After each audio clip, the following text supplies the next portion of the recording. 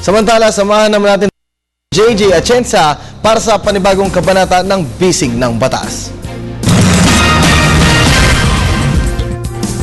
Ang laganap po na trabaho ngayon ay ang pagtatrabaho sa mga Business Processing Office o BPO na mas kilala sa tawag na call centers.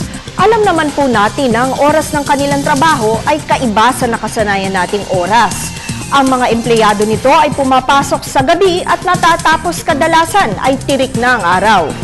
Sa kaso pong ito, si Efren ay nagtatrabaho sa isang call center agency at ang oras ng kanyang trabaho ay magmula alas 10 ng gabi hanggang alas 6 ng umaga. Sa ganitong oras ng pagtatrabaho ay nakakaramdam siya ng pagkahilo. At nang makita niya ang kanyang payslip, lalo daw siyang nahilo dahil wala daw silang night shift differential pay. Nang tanungin niya ang kanilang supervisor, sinabi nito sa kanya na wala talaga silang night shift differential dahil sa simula pa lamang daw ay alam naman na nila Efren na ang oras ng kanilang trabaho ay alas 10 ng gabi.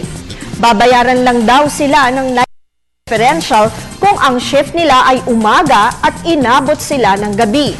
Tanong ni Efren ay kung tama daw ba ang katwiran ng kanyang supervisor. Ayon po sa Article 86 ng ating Labor Code, ang sino mang pinagtatrabaho sa pagitan ng oras ng alas 10 ng gabi hanggang alas 6 ng umaga ay may karapatang tumanggap ng equivalent sa 10% ng kanilang regular wage sa bawat oras na kanilang ipinasok sa mga oras na nabanggit. Ang pagbabayad po ng night shift differential ay hindi naman required sa mga sumusunod. Doon po sa mga nagtatrabaho sa mga ahensya ng gobyerno o di naman kaya ay mga government-owned and controlled corporations. Ikalawa, ang mga nasa tindahan o retail services establishments na hindi lalagpas sa 5 ang bilang ng mga workers o empleyado.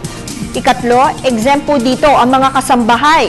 Ikaapat, exempt din po ang managerial employees. At ikalima, hindi rin po maaaring tumanggap nito ang field personnel o yung mga contract basis o di naman kaya ay yung mga nagtatrabaho na purely on commission basis. Naway nakatulong po kami sa inyo ngayong hapong ito. Mag-email lamang po sa ptv4newscenter@gmail.com. Ito po si Attorney JJ Jimeno Atienza, ang inyong bisig ng batas.